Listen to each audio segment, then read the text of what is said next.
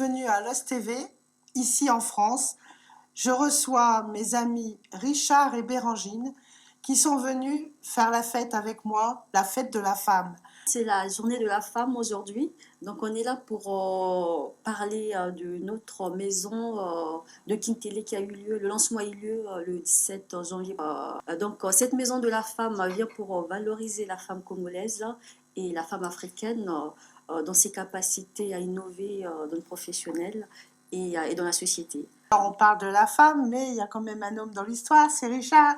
Oui, Alors, quel est ton rôle dans la maison de Kintélé? le rôle, il est dans la femme et la famille. Parce que quand on parle de la femme, il y a l'enfant, il y a la famille, et donc il y a l'homme. Et tout ce qui est projet de valorisation de la femme intègre aussi les hommes, parce que les hommes accompagnent cela afin que ce projet, qui devient projet de société, puisse bénéficier à la collectivité de Kintélé et puis à la société congolaise plus généralement.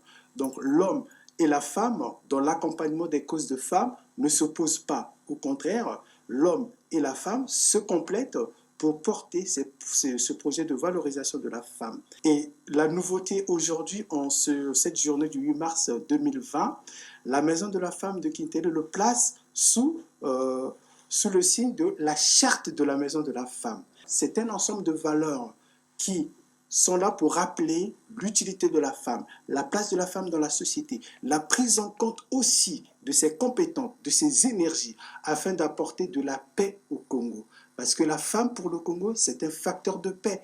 La femme pour le Congo, c'est un facteur de travail. La femme pour le Congo, c'est un facteur de tranquillité. Et la femme au Congo, c'est le pouvoir. On ne peut pas construire l'avenir, l'émergence qu'on envisage pour le pays en 2025 si on ne prend pas en compte toutes les compétences, les énergies et aussi les difficultés des femmes. Et pour en avoir discuté avec vous tout à l'heure, il y aura là-bas aussi un endroit pour se cultiver, une médiathèque. Justement, comme vous venez de le dire, il y aura l'accompagnement des femmes à travers la médiathèque. La médiathèque présentera beaucoup d'ateliers et d'accompagnement des formations, couture, aide à l'agriculture, une autre façon de travailler, et puis la réinsertion scolaire pour les jeunes filles. Et le planning familial, il y a des assistances sociales qui l'accompagneront, et aussi la formation au métier du tertiaire par l'agence Le Rocher Communication, et qui proposera beaucoup d'ateliers, beaucoup d'offres de formation là-dessus.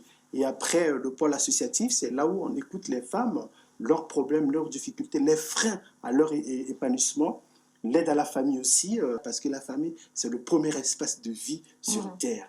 Alors, il y a un chanteur qui disait « La femme est l'avenir de l'homme ». Moi, je vais vous dire que la maison de la femme est l'avenir de Kintélé.